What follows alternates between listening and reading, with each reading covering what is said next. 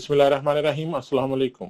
मैं इमरान अफजल राजा आपको वेलकम करता हूं आपके अपने डिजिटल चैनल पर। आज बहुत से हॉट टॉपिक्स हैं, मिर्च मसाला भी बहुत है। बात करने को, चस्के लगाने को, चटखारे लेने को इतने मौज़ूआत हैं कि हम अगर अभी शुरुआत करें और 1 घंटे का वीलॉग बना लें तो मजे खत्म नहीं होंगे। मगर बात असल क्या है कि जो टॉपिक्स हैं वो कहीं पीछे चले जाएंगे, जो प्रॉब्लम्स हैं वो कहीं पीछे चली जाएंगी। और यही इस वक्त मकसद है पीडीएम मतलब इम्पोर्टेंट गवर्नमेंट और इनके हैंडलर्स का, कि हम असल टॉपिक्स पे बात नहीं करें, हम उन चीजों पे बात करें जिनसे ना पाकिस्तान को फायदा है, ना आपको फायदा है, ना हमें फायदा है, किसी को कोई फायदा नहीं है। इन टॉपिक्स को पीछे डालिए, बात करिए जो मौजूआत हैं। अपना टाइम, अपनी एनर्जी उन चीजों पर वेस्ट मत करिए कि कौन किसका क्या नाम, कौन सी एक्ट्रेस, किसने क्या कहा, किसने क्या दिया। ये चीजें ना पाकिस्तान को बचाएंगी ना हमारे काम आएंगी। ये चीजें सिर्फ और सिर्फ इस चोरों के टोले को टाइम गेन करके देती हैं और आप इन सब चीजों में उलझकर असल मौजूआत से हट जाते हैं। आज की सबसे बड़ी खबर थी आजम स्वाति साहब की रिहाई, जो कि इंसाफ की इतनी ताखीर थी। मेरा ख्याल है कि पाकिस्तानी अदालती सिस्टम ने इंसाफ का इस टाइम बलात्कार कर दिया है। माजरत मेरे अल्फाज के लिए, मगर इससे ज्यादा सूटेबल अल्फाज मुझे नहीं मिलते कि पाकिस्तान में इंसाफ का बलात्कार हो चुका है और अब ये लुटी पुटी कन्या है जो बस एक साइड पर बैठकर रोती रहे और हम बैठे छनकना बजाते रहे। इंसाफ को, अदालतों को एक साइड पे कीजिए। सबसे अहम बात जो आज मैं आपको बताने लगा हूं वो ये है कि अगर गैस महंगी हो गई है, पाकिस्तान के ज़र मुबादला के ज़खायर हैं वो नीचे जा रहे हैं, पाकिस्तान में खाने पीने की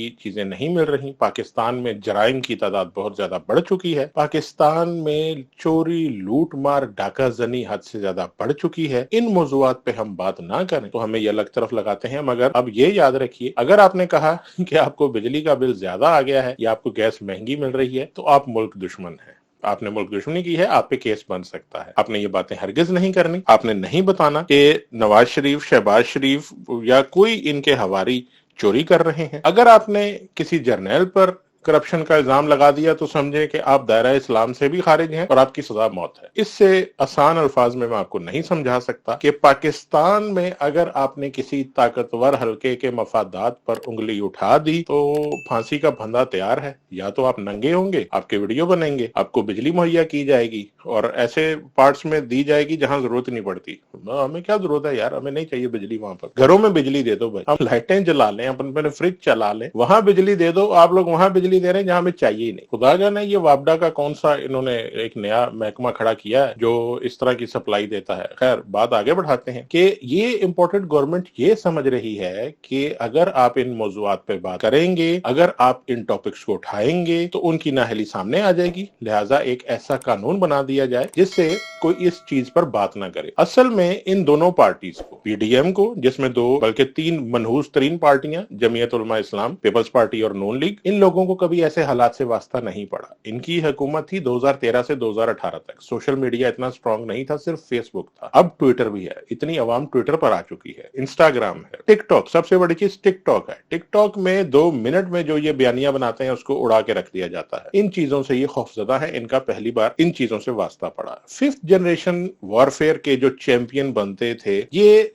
ट्रेंड चलवा कर, आधे घंटे में ट्रेंड पैनल करवा कर ये बहुत बड़े चैंपियंस बने हुए थे। मैं आपको बता देता हूं, मैं खुद उन ट्रेंड्स में हिस्सा लेता रहा। मैंने जब नया नया ट्विटर शुरू किया तो आप मुझे कह सकते हैं कि मैं खुद इस 5th वार का बहुत अहम हिस्सा था। और इन ट्रेंड्स को एकदम से कैसे पैनल्स पर लाना, आपकी सोच, हम पागल हो जाते थे। हम अपने 2-2, 3-3 फोन्स के साथ, मोहब्बत के साथ, जज्बे के साथ कि यार ये दुश्मन है, दुश्मन हमें 5th जनरेशन वारफेयर में हराना चाहते हैं, हमें इनको काउंटर करना है। हम इनके लिए मवाद ढूंढते थे काउंटर करने के लिए, पीटीएम के खिलाफ, इंडिया के खिलाफ। पाकिस्तानी जो 2-3 बड़े बड़े जफादरी सहाफी थे, इनके ये पाकिस्तान के खिलाफ बोलते थे। ये मोहसिन दावड़ वगैरह थे, ये मंजूर पश्तीन वगैरह, सबसे ज्यादा मंजूर पश्तीन और मोहसिन दावड़ और वो अली वजीर, इनके खिलाफ हम मवाद इकट्ठा करते थे। इनके हम ढूंढते थे हकायक कि ये पहले क्या बोलते थे, अब क्या बोलते हैं। और फिर वो सारा भगोड़ा ग्रुप, जो Hussain Haqqani group, 7 forum group, जो बनाया ही पाकिस्तान और पाकिस्तान की फौज की किरदारकुशी के लिए था, ये मगरिब में और अमेरिका में पाकिस्तान को एक फाशिस्ट रियासत बनाकर बताते थे, जो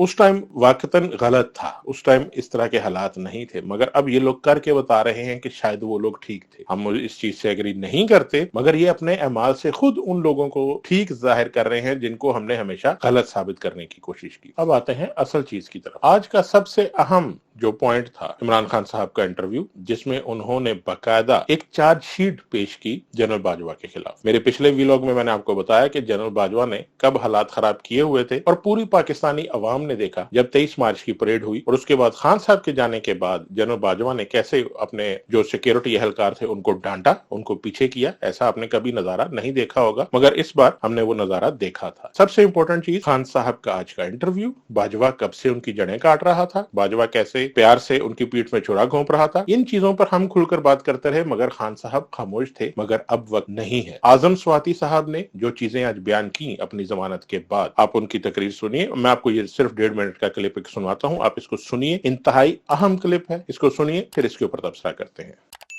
लेकिन इंशाल्लाह ताला बहादुर सिपाही से लेकर अपनी अफवाज के लेफ्टिनेंट जनरल तक इंशाल्लाह ताला खड़े होंगे उनकी इज्जत के लिए, इसलिए कि जिन बदमाशों ने ये काम किया है उनका ताल्लुक मेरी अफवाज से कतन कोई नहीं।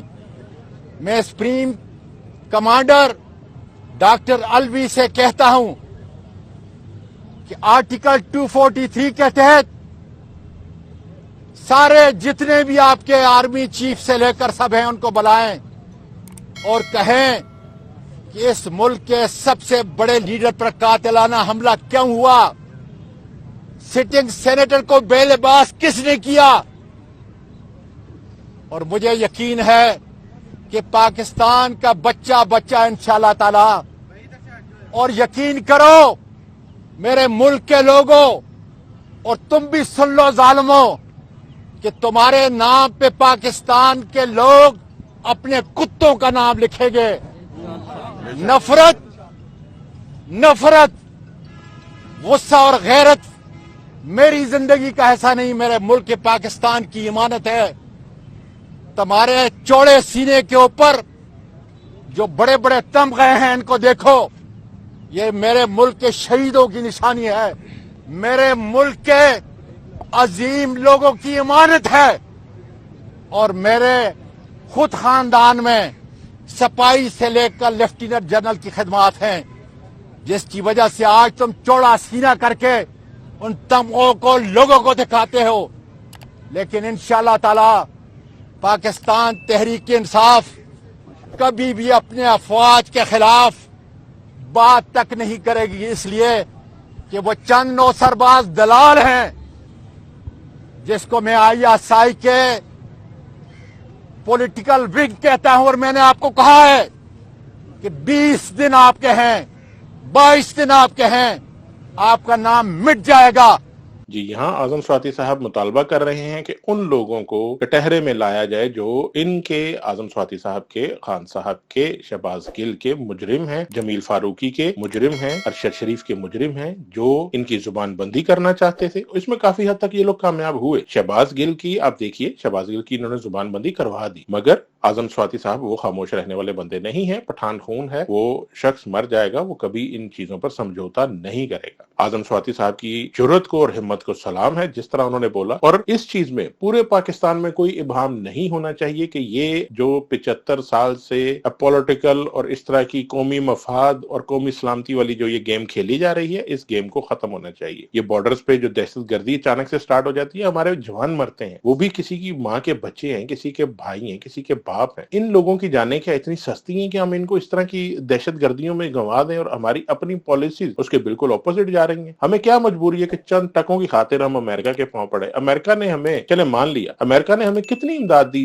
3-3.5 साल में। IMF से जो 2-3 किस्तें हुई, उसके अलावा मेरा नहीं ख्याल कि अमेरिका से कोई डायरेक्ट इनको इमदाद मिली, या कोलिशन फंड भी ट्रंप ने बंद कर दिया था। ये सब चीजें बंद थी, फिर भी मरे नहीं, अल्लाह का शुक्र है। हम करप्शन खत्म थी, चोरी डाका खत्म था। मैं ये नहीं कहता कि 100% होता होगा। फरिश्तों की हुकूमत नहीं थी, इंसानों की हुकूमत थी। थोड़ी बहुत ऊंच नीच हुई होगी, किसी न किसी का दाव लगा होगा, मगर इमरान खान भी इंसान है। اس کے نیچے काम करने वाले भी इंसान हैं। किसी हद तक वो करप्शन को रोकने में कामयाब हो गए, बड़े स्कैंडल को रोकने में कामयाब हो गए। इमरान खान साहब का ये मकौला कि जब हुक्मरान खुद ईमानदार होता है तो उसके नीचे लोग भी ईमानदारी से काम करते हैं। खान साहब ने अपने खर्चे कम किए, खान साहब ने अपनी हर चीज में बचत की। पाई पाई जोड़ने वाला, चाय के साथ बिस्किट पचाने वाला वो शख्स, आज उन लोगों ने उसकी 8 महीने में हर चीज की तय लगा कर रख दी। 17 अरब डॉलर से 5 अरब डॉलर पे ये लोग ले आए ज़र मुबादला के ज़खायर, इतना बड़ा ये गैप लेकर आए कि अब फिर वो अगले 5 साल भी लगा रहे। इमरान खान साहब को अगर ये अभी हुकूमत देते हैं, मुझे नहीं लगता कि अगले 5 साल में ये नुकसान रिकवर होगा जो ये लोग कर चुके हैं। अभी बात वही है कि इस वक्त हमें हर महकमे को अपनी हदूद के अंदर, अपने अपने दायराकार के अंदर अपना अपना काम